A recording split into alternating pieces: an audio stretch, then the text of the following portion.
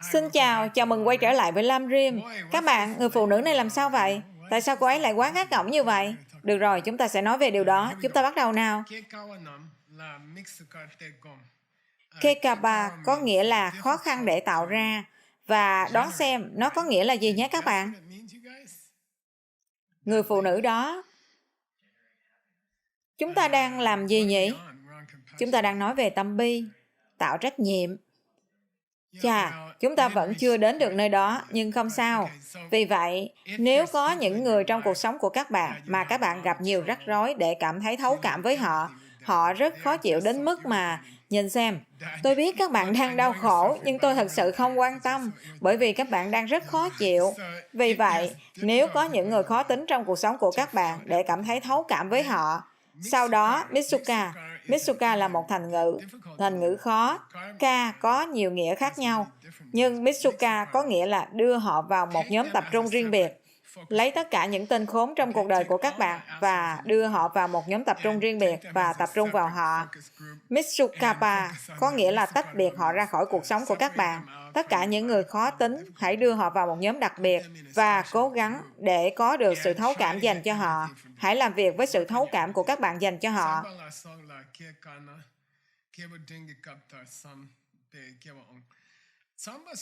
Sanbasang ở đây có nghĩa là Brahma, giống như vị thần thế gian, giống như siêu nhân hoặc người sắc hay nữ siêu nhân. Nhưng điểm cốt yếu là nếu có những con người đầy quyền lực như các chính trị gia đầy quyền lực, những người mà các bạn khó có cảm giác từ bi dành cho họ, bởi vì họ không tử tế hoặc họ là những người rất thô lỗ. Và nếu các bạn cảm thấy khó khăn, Kekana, nếu các bạn khó cảm thấy thấu cảm dành cho họ, thì hãy quay trở lại những phần thấp hơn của Lam Rim, những người có năng lực trung bình.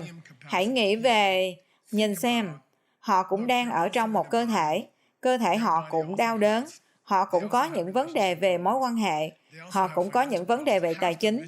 Một nửa số người giàu có trên thế giới bị phá sản, tin tôi đi. Họ chỉ đang sống trên những món nợ khổng lồ và họ đang lo lắng. Và họ có những vấn đề với gia đình, họ có những vấn đề về sức khỏe, họ chắc chắn là có những vấn đề về sức khỏe tinh thần. Và hãy cố gắng có sự thấu cảm nào đó dành cho những người khó tính đó trong cuộc sống của các bạn. Các bạn gặp rắc rối để có cảm giác từ bi dành cho họ. Hãy cố gắng quay trở lại phần giữa của Lam Rim và nghĩ về những đau khổ mà chúng ta lẽ ra đã phải nghĩ về cho chính mình và áp dụng nó dành cho những người đó.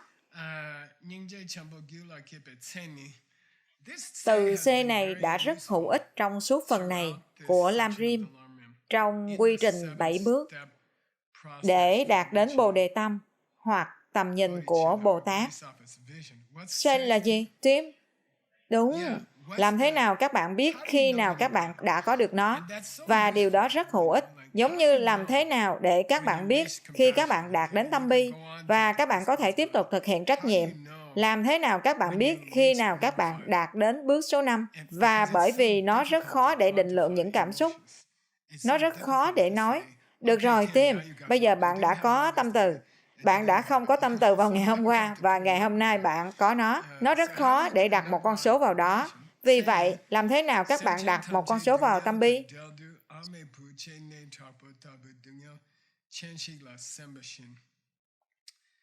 Khi các bạn có cảm xúc này, giống như một người mẹ đang cố gắng để dùng bữa sáng, trong khi con của cô ấy đang ở trong bệnh viện để phục hồi từ một tai nạn xe hơi mà chúng đã suýt bị thiệt mạng. Vậy nên, hãy tưởng tượng các bạn là một người mẹ. Đây là một bức ảnh. Các bạn là một người mẹ, con của các bạn đã gặp một tai nạn xe hơi. Đứa trẻ đang ở trong bệnh viện chiến đấu cho sự sống của nó. Và các bạn đang dùng bữa sáng. Các bạn đang ngồi ở đó uống cà phê. Nhân tiện, cô ấy trông hạnh phúc quá. Tôi xin lỗi, lẽ ra tôi nên tìm thêm. Dù sao, đứa con duy nhất của người phụ nữ này đã suýt bị thiệt mạng trong một tai nạn xe hơi và đứa trẻ này thì ở trong bệnh viện chiến đấu cho sự sống của mình. Và rồi, Cô ấy thì đang uống cà phê, nhưng cô ấy đang thật sự làm gì vậy? Cô ấy chỉ đang suy nghĩ về đứa con. Tâm trí của cô ấy thì hoàn toàn bị ám ảnh bởi đứa con. Được rồi, cô ấy phải ăn, cô ấy phải uống, cô ấy làm vậy. Cha mẹ của những đứa trẻ sắp chết vẫn dùng bữa sáng. Nhưng trong suốt bữa sáng ấy, các bạn có thể cược rằng họ đang không suy nghĩ về bữa ăn sáng.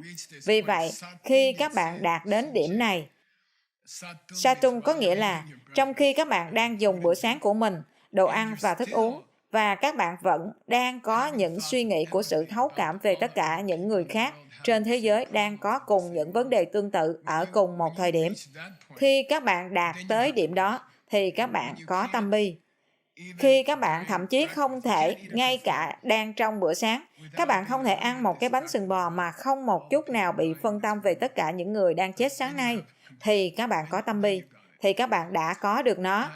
Nhiều như một người mẹ sẽ dành cho đứa con duy nhất của mình đang ở trong bệnh viện, chiến đấu cho sự sống của chúng tại thời điểm đó. Và cậu bé đó, đó là một phẩm chất cao quý, đó là một phẩm chất thật sự cao quý, đó là một C cao quý. Được rồi.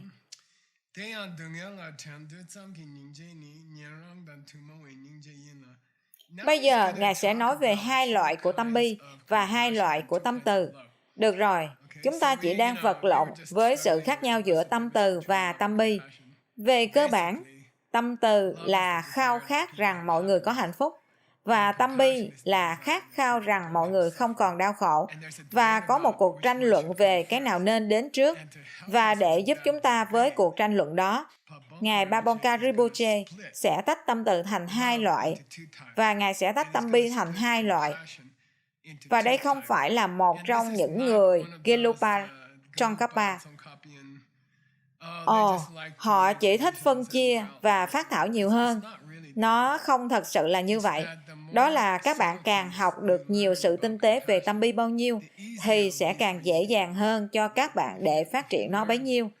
Nếu các bạn học được nhiều màu sắc của tâm bi, thì các bạn sẽ có khả năng tốt hơn để làm chủ tâm bi. Vậy nên, chúng ta sẽ nói về hai loại của tâm bi ở đây.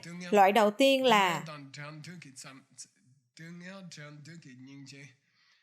điều đó có nghĩa là các bạn muốn kéo mọi người ra khỏi đám cháy, mọi người đã ngã vào đám cháy, và các bạn bị ám ảnh với việc đưa họ ra khỏi đám cháy. Các bạn bị ám ảnh với việc kéo họ ra khỏi một điều gì đó. Đó là loại đầu tiên. Hương vị thứ hai của tâm bi là, và nhân tiện Ngài nói, những người không phải Bồ Tát có loại tâm bi này trước. Vì vậy, những người chưa đạt đến tầm nhìn của Bồ Tát, như những người ở con đường thấp hơn, các bậc độc giác Phật và các bậc thanh văn, họ vẫn có động lực này rằng họ không thích nhìn thấy mọi người chịu đau khổ. Đó là một phần của tất cả thực hành trong đạo Phật. Các bạn không cần phải là một vị Bồ Tát mới được quan tâm về sự đau khổ của những người khác. Nhưng điều thứ hai, nhân tiện truyền thống Free Nation nặng nề ở đây, đó thật sự là nhoăn trút. Nhưng có một truyền thống để phát âm nó, nhoăn trút. Và nhoăn trút có nghĩa là các bạn muốn keep, các bạn muốn bảo vệ người đó. Vậy nên có một sự khác biệt nhỏ trong trọng âm. Loại đầu tiên chỉ muốn kéo họ ra khỏi đám cháy. Loại thứ hai là nhảy ra trước đám cháy và bảo vệ họ khỏi đám cháy. Đó là một sự khác biệt nhỏ. Loại đầu tiên, các bạn không cần phải là một vị Bồ Tát để có nó. Loại thứ hai dẫn đến việc có tầm nhìn của Bồ Tát, Bồ Đề Tâm.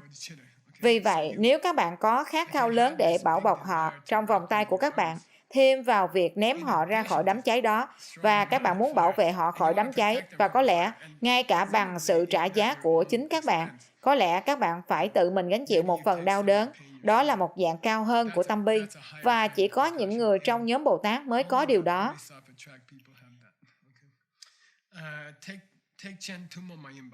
Điều đó là duy nhất dẫn đến Đại Thừa. Do đó, chúng ta đang làm việc để có được loại thứ hai. Ngài nói, Chima có nghĩa là loại thứ hai. Chúng ta đang làm việc về loại thứ hai. Tôi đã nói một bức ảnh của tôi đã nghĩ về một cái ô. Ý tưởng về việc quy y này, hay ý tưởng về việc nương tựa này. Tôi nghĩ rằng những cái ô là các phép ẩn dụ hay cho việc quy y. Trời đang mưa, và các bạn không chỉ muốn kéo con mình ra khỏi cơn mưa, mà các bạn còn có sẵn một chiếc ô cho chúng. Đó là một điều khác biệt. Các bạn đã sẵn sàng để giữ cho chúng khô ráo, chứ không chỉ giúp chúng thoát khỏi ướt mà thôi. Vì thế, đó là động lực của Bồ Tát.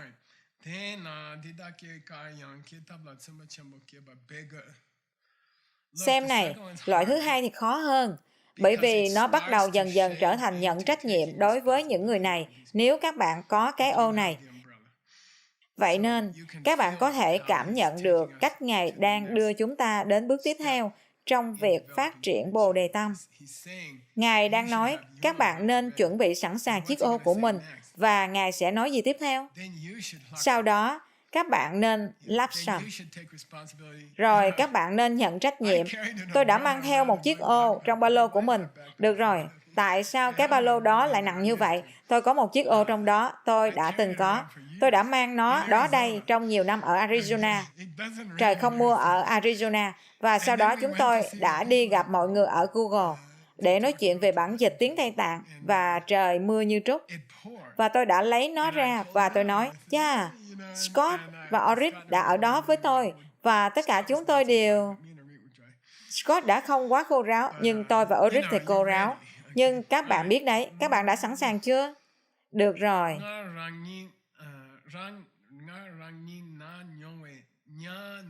Có nghĩa là nếu các bạn có trải nghiệm về một loại dịch bệnh tật cụ thể, Rapo, nếu các bạn đã trải qua một căn bệnh nghiêm trọng, giống như khi tôi còn học ở Ấn Độ, tôi đã bị, các bạn gọi nó là gì nhỉ? Viêm gan, vâng. Tôi đã ở trên giường trong 1 tháng, và tôi không thể rời khỏi giường trong 1 tháng.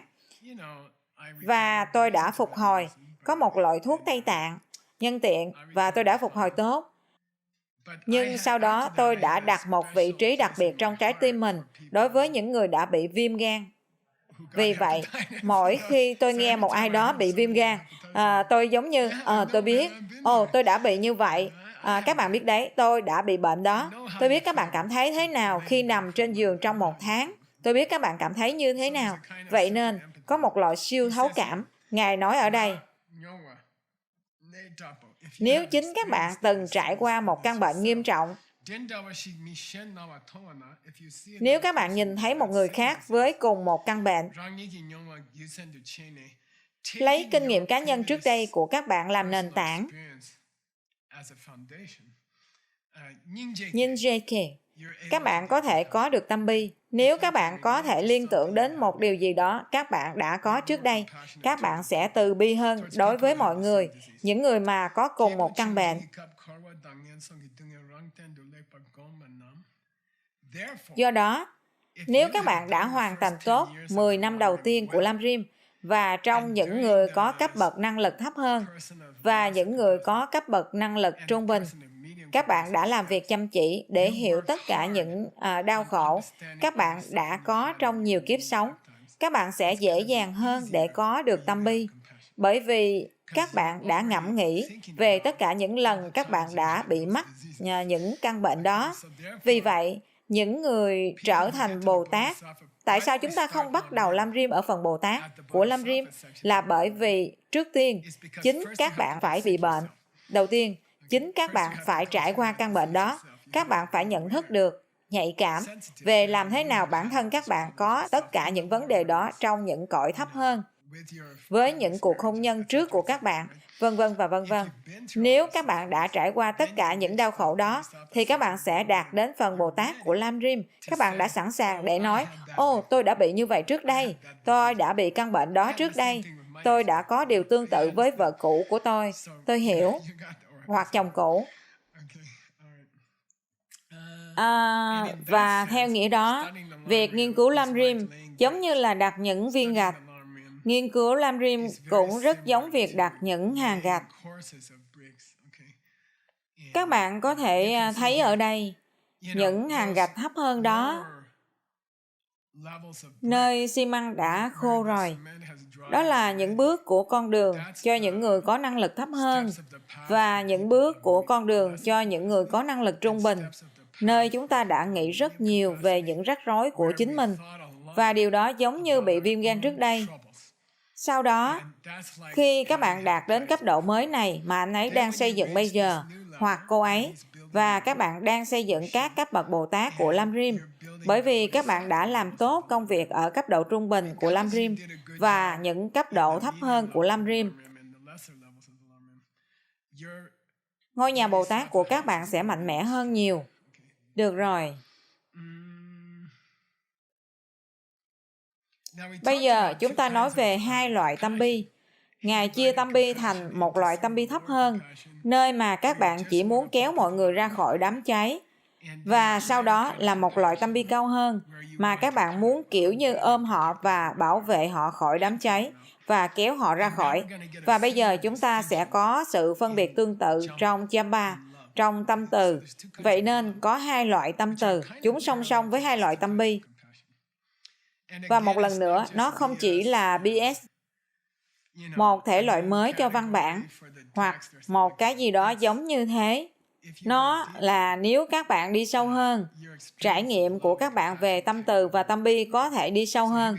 Chúng ta bắt đầu nào. Chúng ta đã nói chuyện về tâm từ tốt đẹp, nơi mà các bạn cảm thấy bị thu hút bởi mọi người. Khi các bạn đang ở xung quanh mọi người, các bạn cảm thấy giống như có một người nào đó vừa cho các bạn 100.000 đô la hoặc một cái gì đó. Mỗi lần một người mới bước vào trong phòng với tất cả những túi rắc rối của họ, các bạn giống như, wow, đây là một người khác mà tôi có thể thực hành cùng. Và các bạn cảm thấy giống như một người nào đó vừa cho các bạn một túi kim cương hoặc một cái gì đó. Các bạn biết đấy, giống như là, đây là một người rối ren mới mà tôi có thể ở cùng và tôi rất may mắn. Vì vậy, điều đó được gọi là Jejenfang. Jejenfang có nghĩa là một người đi vào trong phòng với cái túi đầy sự rắc rối của họ và các bạn cảm thấy đói để gặp một người mới mà các bạn có thể yêu thương. Nó khá tuyệt đấy. Đó là loại đầu tiên. Loại thứ hai, đó là nơi mà một người đi bộ vào trong phòng với tất cả những rắc rối của họ. Các bạn cảm thấy bị thu hút bởi họ và các bạn muốn cho họ một cái gì đó. Giống như chi tiết bổ sung, đó là các bạn muốn chia sẻ một cái gì đó với họ, hoặc các bạn muốn làm cho họ hạnh phúc hơn. Các bạn cảm thấy như các bạn muốn cho họ điều mới tuyệt vời nào đó. Champatung có nghĩa là cả hai chúng là tâm từ, cả hai là tâm từ. Loại đầu tiên, các bạn chỉ cần thấy chúng tốt đẹp. Thứ hai, các bạn có sự khao khát mạnh mẽ này để cho họ một cái gì đó. Được rồi, cả hai đều là tâm từ, tôi biết.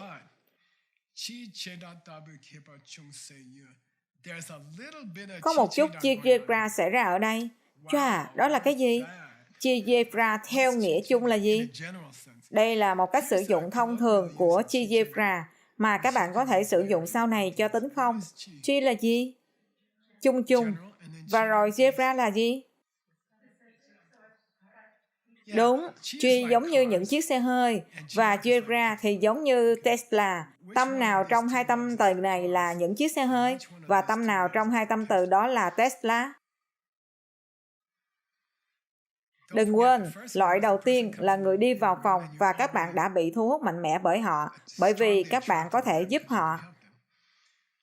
Và sau đó, loại thứ hai, các bạn sẽ chết để cho họ một cái gì đó. Hãy nhắc lại. Nó là những chiếc xe hơi, đúng, tốt, đúng. Họ đang đi tới phòng là G, là những chiếc xe hơi. Và sau đó là tính năng bổ sung rằng các bạn muốn cho họ một cái gì đó thì như là Jefra. Đó là một dạng chuyên biệt của tâm từ chung chung. Có nghĩa là có một chút hương vị theo cách đó. Nó nói, vâng, có một chút hương vị theo cách đó. Nếu các bạn có thể nắm bắt được nó, thì các bạn có thể đi sâu hơn trong việc nghiên cứu của các bạn về tâm từ. Và tôi sẽ nói, nếu các bạn có thể nhạy cảm với sự song song của hai loại tâm bi, điều đó rất hữu ích.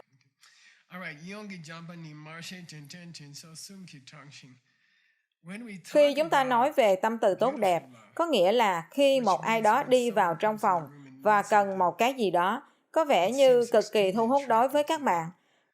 Khi chúng ta nói về loại tâm từ đó, chúng ta đang nói về tâm từ mà đã là một kết quả tự động của đây đã từng là mẹ của tôi. Bà đã làm điều này cho tôi. Tôi muốn báo đáp cho bà. Sau đó, điều đó sẽ kích hoạt loại tâm từ chung chung đầu tiên, tâm từ chi, nơi mà các bạn bị thu hút bởi một người. Còn loại Jira thì sao?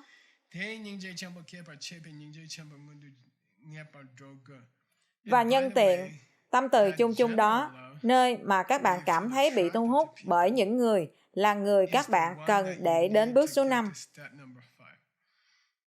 Điều đó được cho là kích hoạt tâm bi như là một trong 7 bước trong việc phát triển Bồ Đề Tâm.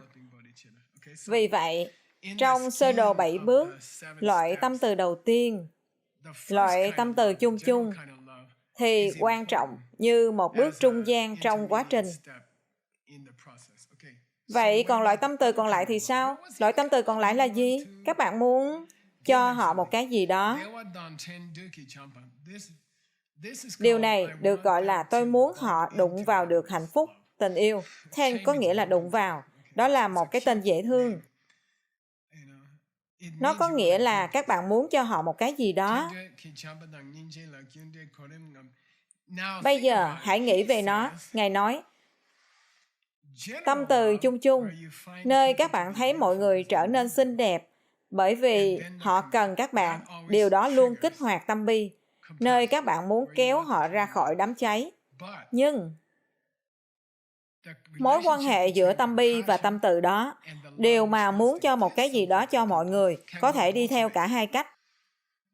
Đó là quan điểm của Ngài.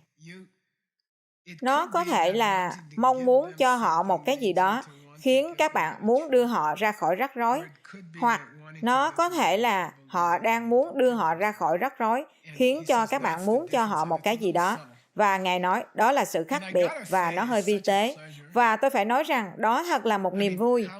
Ý tôi là có bao nhiêu nơi trên thế giới, có bao nhiêu căn phòng trên thế giới ngay lúc này mà mọi người đang bàn luận tâm bi đã có trước hay tâm từ đã có trước, và loại tâm từ nào đã có trước và loại tâm bi nào đã có trước, loại tâm từ nào. Tôi nói này, các bạn, chúng ta rất may mắn được ở trong một căn phòng mà một ai đó đang tranh luận làm thế nào để yêu thương mọi người tốt hơn nữa. Tôi đang nói rằng để học Lam Rim, để sống với những quyển kinh là một cuộc sống tươi đẹp. Đó là một cuộc sống tươi đẹp phi thường. Chúng tôi không nói về đảng viên, đảng Dân Chủ nào mà các bạn đang bỏ phiếu cho họ hay đảng Cộng Hòa. Chúng tôi không nói về phim nào trên Netflix thì hay hơn. Chúng ta đang nói về loại tâm từ nào mà con nên cố gắng đạt được trước tiên, Gisela. Con đã nghe nói loại này có thể tốt hơn, nhưng con nghĩ loại kia cũng có thể. Chỉ để có cuộc thảo luận là cả một vinh dự.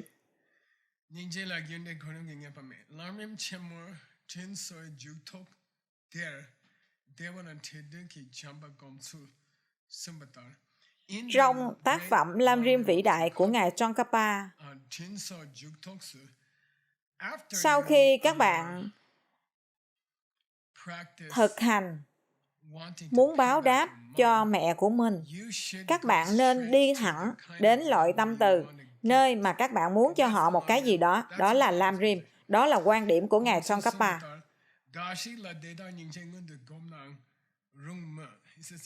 Ngài nói, đúng vậy, nhưng một số người nói các bạn có thể chuyển đổi thứ tự, các bạn có thể thực hành tâm bi trước. Nếu các bạn không kéo một người ra khỏi rắc rối, làm thế nào họ có thể thưởng thức cái kẹo mà các bạn tặng cho họ?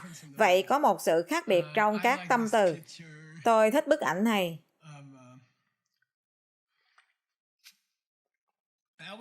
Tôi luôn luôn tìm thấy nó dễ dàng hơn để suy nghĩ về nó theo cách này. Có một trường phái đạo Phật đã nói, thôi nào, nếu đứa trẻ rơi khỏi xe đạp và bị thương cánh tay của mình, việc đầu tiên của các bạn là đặt một cái gì đó lên cánh tay. Sau đó, việc thứ hai của các bạn là cho chúng một viên kẹo. Đừng cho chúng một viên kẹo trước khi các bạn chữa vết thương của chúng. Chữa vết thương trước, sau đó cho chúng kẹo. Tâm bi nên đến trước tâm từ, đặc biệt là tâm từ mà muốn cho kẹo.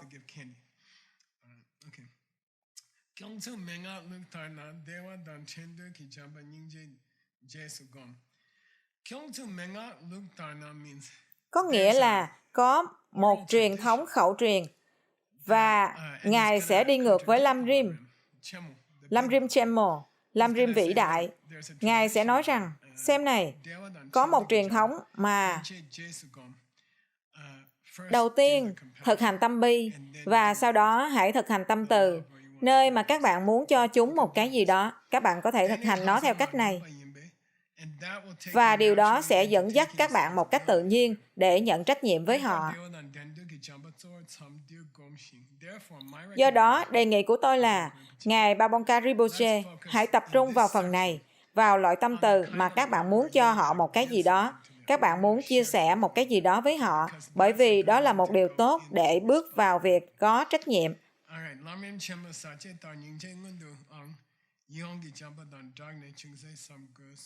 Nhưng Ngài đã nói, nếu các bạn muốn thực hành nó giống như Lam Rim vĩ đại, như Lam Rim của Ngài Trong cấp 3, thì các bạn có thể thực hành tâm từ trước tâm bi. Hoặc Ratna, có nghĩa là các bạn có thể kiểu như kết hợp chúng cùng một lúc. Và điều đó cũng ổn. Rat có nghĩa là kết hợp. Chomje Shamdok. Các bạn hãy nghĩ về nó. Hãy suy nghĩ một chút về nó. Nó có nghĩa là nó sẽ có lợi cho các bạn về tâm linh nếu các bạn tự hiểu ra điều này. Các bạn nên lo lắng về nỗi đau của mọi người trước và sau đó lo lắng về hạnh phúc của họ. Hay các bạn nên lo lắng về hạnh phúc của họ trước và sau đó nghĩ về nỗi đau của họ. Hoặc là có cách nào đó mà các bạn có thể kết hợp. Có lẽ tất cả đều có lợi về tâm linh. Laksam, chúng ta đến bước thứ 6. Bước thứ 6 trong 7 bước để đạt được tầm nhìn Bồ Tát này. Bước số 1, thấy rằng họ đã từng là mẹ của các bạn. Số 2, nghĩ về tất cả những điều tốt đẹp họ đã làm cho các bạn. Số 3, suy nghĩ về việc báo đáp cho họ. Số 4, có tâm từ đối với họ. Số 5, có tâm bi đối với họ. Và bây giờ, Laksam, có nghĩa là các bạn nhận trách nhiệm. Có một tổng thống Mỹ, Harry Truman, 1950 hay gì đấy. Và ông đã có một cái bảng trên bàn làm việc của mình ghi rằng trách nhiệm dừng ở đây. Và cái bảng đó rất nổi tiếng. Nó có nghĩa là tất cả các vấn đề đến với tôi và tôi không đùn đẩy chúng. Chúng phải được quyết định ở đây. Tôi là người cuối cùng trong hàng ngũ. Tôi là tổng thống. Vấn đề đưa lên thông qua chính phủ. Sau đó chúng đến đây. Và rồi tôi hiểu rằng tôi có trách nhiệm. Tôi là người cuối cùng phải ra những quyết định. Và ông ấy đã nói, tôi chấp nhận trách nhiệm. Tôi nhận nó. Tôi hiểu tất cả những vấn đề nghiêm trọng sẽ đến văn phòng này và sau đó chúng không thể đi ra khỏi văn phòng này để đến một ai khác. Tôi phải lựa chọn. Tôi phải ra những quyết định khó khăn. Nhìn vào phần cuối cùng, nếu một người nào đó đã sinh ra các bạn và nuôi lớn các bạn, rồi thì vấn đề của việc chăm sóc họ là của các bạn. Và điều này nổi tiếng với mọi thế hệ con người đã từng sống. Tất cả chúng ta phải suy nghĩ, ai sẽ chăm sóc mẹ tôi khi bà già đi? Và cuối cùng, chỉ có một người, đó là các bạn. Tại sao? Bởi vì bà là mẹ của các bạn, được chứ? Vì vậy, khá đơn giản, nhưng vẫn còn rất nhiều người Mỹ gặp khó khăn với nó.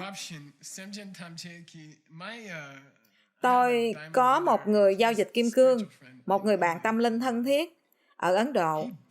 Và anh ấy đã xây dựng một căn phòng cho cha của mình ở căn hộ của anh ấy. Và anh đã lau mông cho cha của mình trong nhiều năm. Người cha đã già yếu. Ông ấy sẽ ngồi đó trên giường. Và người bạn của tôi sẽ tắm rửa cho ông mỗi đêm, làm sạch phân của ông ấy mỗi đêm. Và như thế, họ sống như vậy trong nhiều năm. Và họ đã xây dựng căn phòng đặc biệt cho riêng ông ấy. Khua có nghĩa là gánh nặng của việc chăm sóc người mẹ luôn luôn rơi vào những đứa con.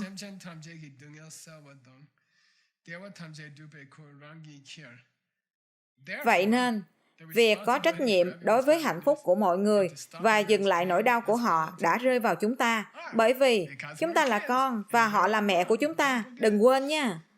Vì vậy, đừng cố né tránh trách nhiệm tự nhiên của các bạn.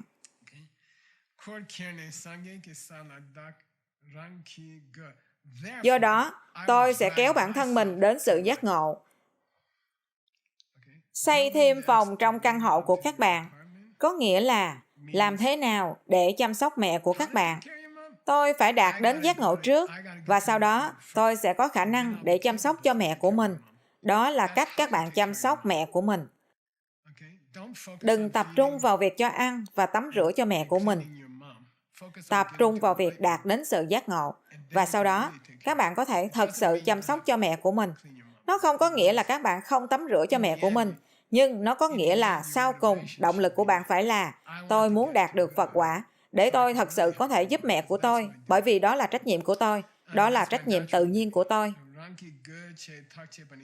Thachepani có nghĩa là hãy quyết định, kiểu như đừng có vô tích sự nữa. Các bạn biết đấy, hãy quyết định đi.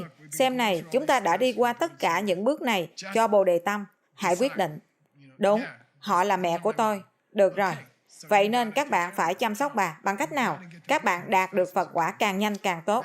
Đó là trách nhiệm của con trai và con gái.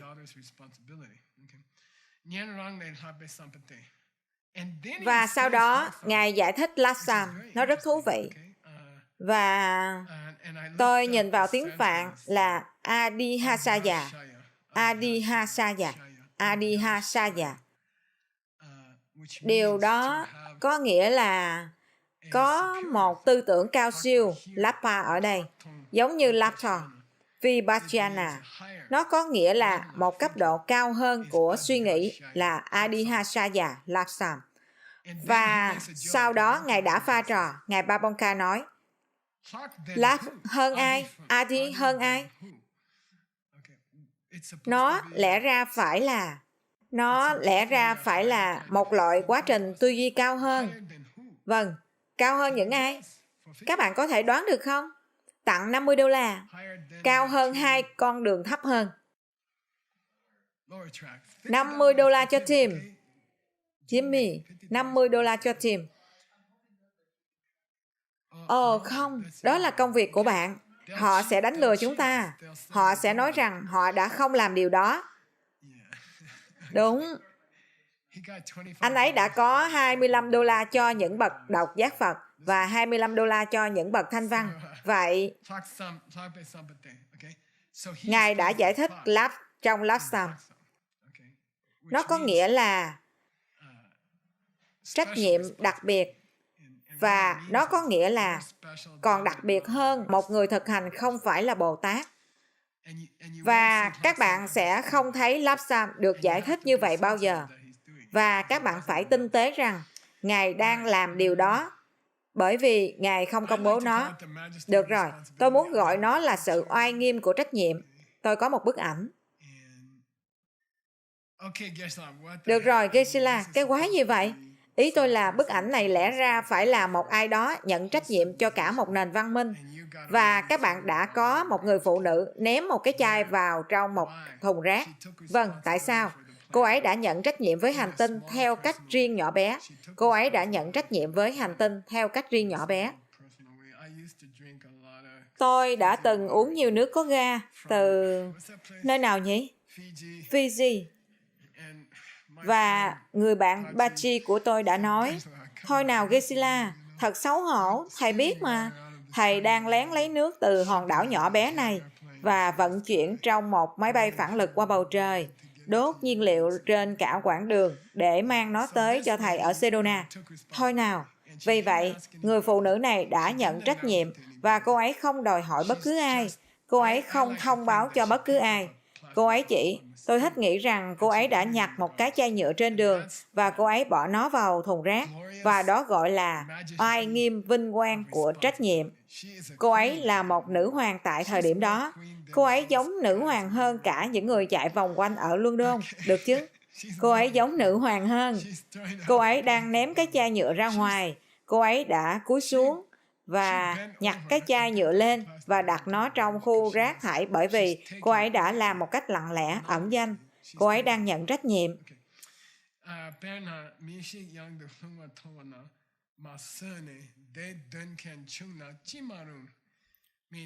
Có nghĩa là nếu các bạn nhìn thấy một ai đó rơi khỏi một con tàu xuống biển Thái Bình Dương và các bạn đang ở lan can tàu, các bạn biết đấy, giống như Titanic, và các bạn kiểu như, tôi hy vọng có một ai đó vớt anh ấy, tôi hy vọng một ai đó có thể đến được chỗ anh ấy. Các bạn biết đấy, kiểu như, ôi, tôi cực kỳ hy vọng rằng ai đó sẽ nhìn thấy anh ấy, hoặc điều gì sẽ xảy ra. Các bạn nhảy xuống.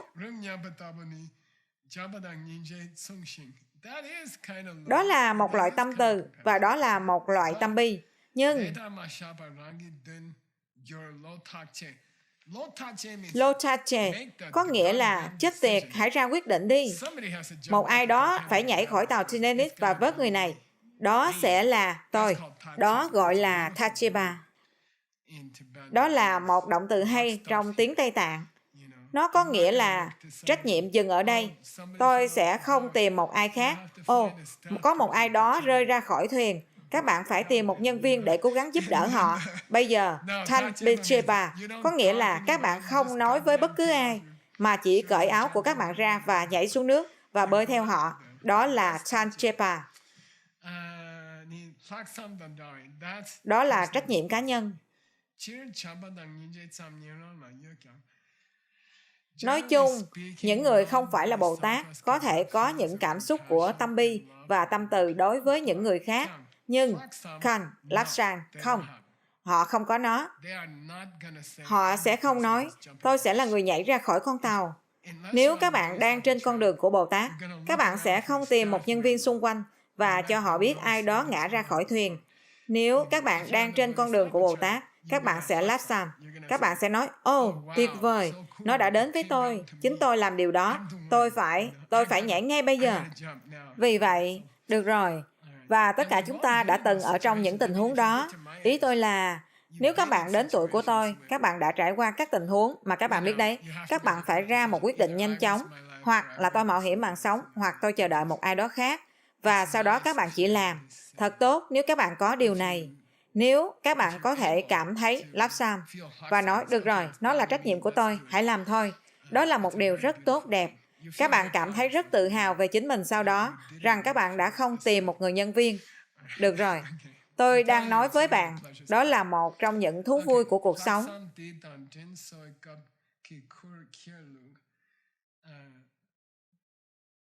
Vậy, một ai đó hỏi Ngài Babonka Rinpoche một câu hỏi. Ngài đang nói về việc nhận trách nhiệm phải không? Đúng thế. Vậy nó khác bước thứ 3 như thế nào?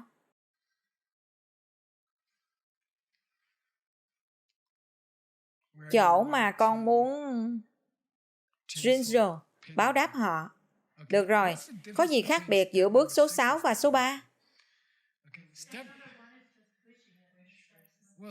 Bước số 3 là tôi sẽ báo đáp cho mẹ của mình. Bà đã chăm sóc tôi sẽ báo đáp bà. Và điều khác biệt giữa điều đó và bước số 6, khi mà các bạn nói, đó là trách nhiệm của tôi. Ngài nói, các bạn nói cho tôi biết sự khác biệt. Ở đây Ngài trả lời,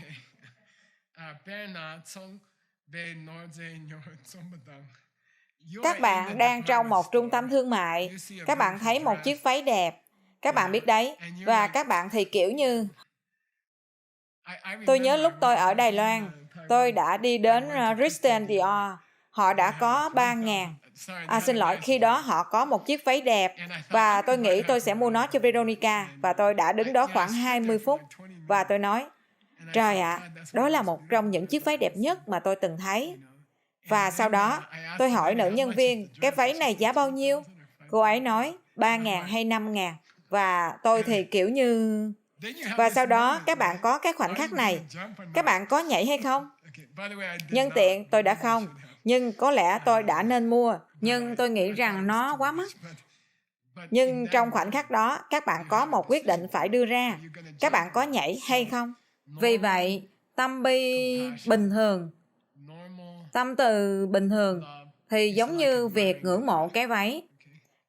Và sau đó là sự khác biệt giữa điều đó và lapsam. Sự khác biệt giữa điều đó và việc nhận trách nhiệm là gì? Đúng rồi, thẻ tín dụng đây, chích tiệt, đây là cái thẻ tín dụng chích tiệt.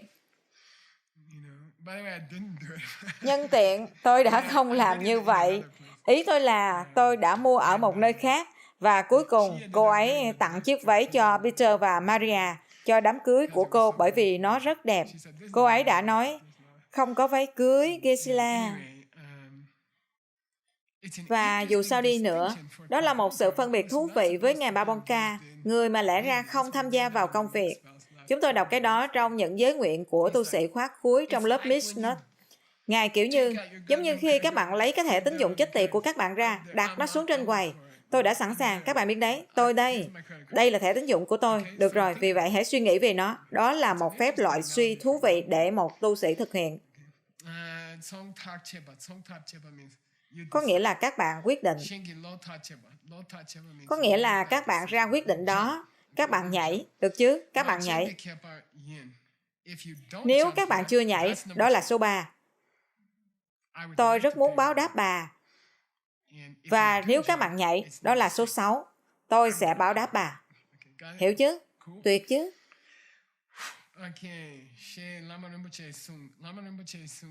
Có nghĩa là thầy của tôi đã dạy tôi điều đó.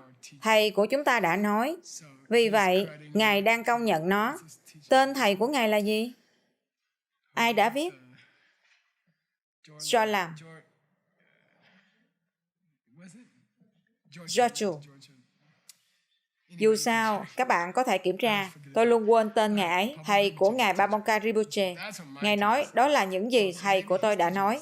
Ồ, như vậy có lẽ thầy của Ngài đang mua những con ngựa và đồ đạc. Tôi không biết nữa. Được rồi. Và tôi thích bức ảnh ở đây. Người này đang gọi cho mẹ của mình. Tôi đã mua cái tòa nhà đầu tiên của mình. Kiểu như tôi đã nhảy. Các bạn biết đấy. Tôi vừa mới ký thế chấp. Cái tòa nhà ở sau lưng anh ấy. Tôi nhớ khi chúng tôi mua tòa nhà đầu tiên của chúng tôi ở New York. Và nó là một cuộc đánh cược lớn.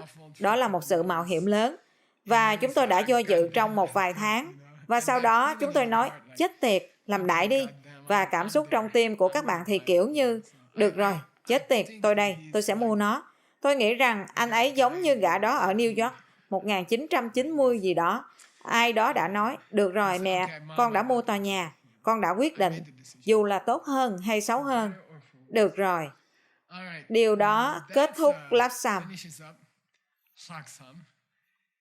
Và chúng ta đang đến gần với bước số 7, nơi mà sẽ có cảm giác như là thật sự có tầm nhìn đó để nhảy giữa các hành tinh, chăm sóc hàng tỷ người.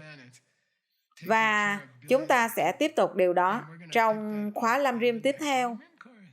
Yeah, cảm ơn các bạn và chúng ta sẽ có một chút ôn tập, một lớp nữa và chúng ta sẽ ôn tập tất cả mọi thứ chúng ta đã nói về trong suốt 14 lớp này. Được rồi, hẹn gặp lại các bạn.